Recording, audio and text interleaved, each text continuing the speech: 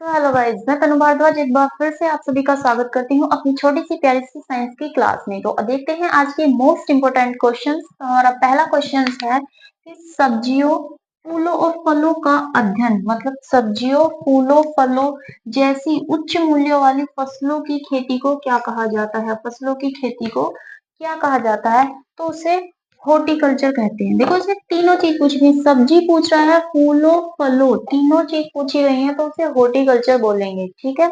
अगर अगले उसमें सिर्फ फलों के बारे में पूछा जाए कि फलों के अध्ययन को क्या कहा जाता है, तो उसे पोमोलॉजी कहते हैं।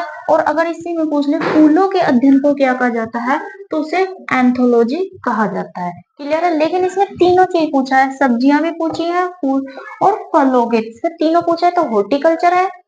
अगर एक ही पूछे, फलों का अध्ययन पूछे तो सिर्फ पोमोलॉजी, और अगर फूलों का अध्ययन पूछे तो उसे एंथोलॉजी। क्लियर है। नेक्स्ट क्वेश्चन की बात करते हैं कि जन्म के बाद मानव के किस ऊतक में कोई कोशिका का विभाजन नहीं होता। देखो जब जन्म के बाद मानव के ऊतक में कोई कोशिका का विभाजन नहीं होता तो वो कौन सी है?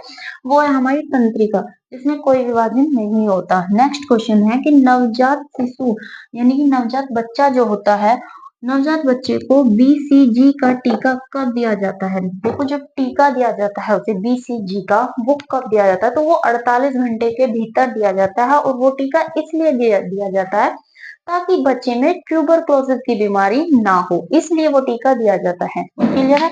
नेक्स्ट क्वेश्चन है हमारा कि कोशिका के अध्ययन को क्या कहा जाता है? देखो जो कोशिका का अध्ययन होता है उसे हम साइटोलॉजी कहते हैं। क्या कहा जाता है कोशिका के अध्ययन को? साइटोलॉजी। नेक्स्ट है हमारा कि पक्षियों के अध्ययन को क्या कहा जाता है? देखो अध्ययन से क्वेश्चन काफी पूछे जाते हैं, इसलिए मैंने इसमें ज्यादातर अध्ययन के लिए क्वेश्चन लिए हैं कि पक्षियों के अध्ययन को क्या कहा जाता है? तो ऑर्निथोलॉजी। पक्षियों के अध्ययन को क्या कहा जाता है? ऑर्निथोलॉजी। नेक्स्ट है कि आंखों के अध्ययन को क्या कहा जाता है? तो आंखों के अध्ययन को कहा जाता है ऑप्थेल्मोलॉजी। आंखों के अध्ययन को क्या कहा जाता है? ऑप्थेल्मोलॉजी।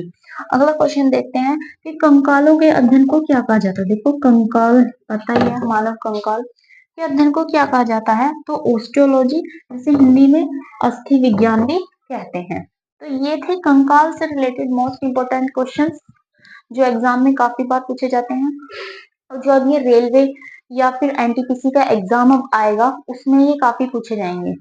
पिछली बार पिछला जो पेपर हुआ था उसमें भी ये अध्ययन से क्वेश्चन 2-3 पुटअप हुए थे, तो इसीलिए ध्यान देना।